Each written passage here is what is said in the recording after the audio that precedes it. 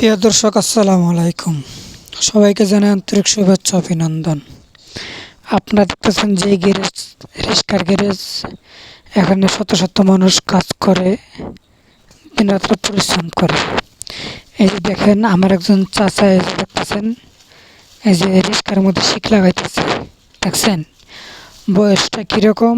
উনি এখনও কিন্তু এই কাজ করে, কথা বুঝছেন তো। ওনাদের একটা সমস্যা কি, ওনারা কাজ করে ঠিক আছে, কষ্ট করে ঠিক, কিন্তু টাকাগুলো রাখতে পারে না, বুঝছেন। টাকাগুলা জুয়া খেলা বা বিভিন্ন রকমের কিছু নেশাপানি করে করে টাকাগুলো উড়াইলা।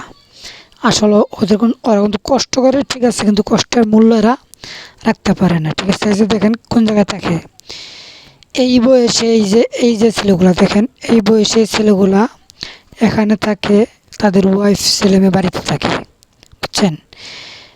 যে বয়সটার সময় তাদের ওয়াইফ তাদের পাশে থাকবে, ওই বয়সটাতে তারা কিন্তু এখানে রাখে না, ঠিক আছে। এই যে দেখছেন মানুষগুলা শুধু পরিশ্রম করে।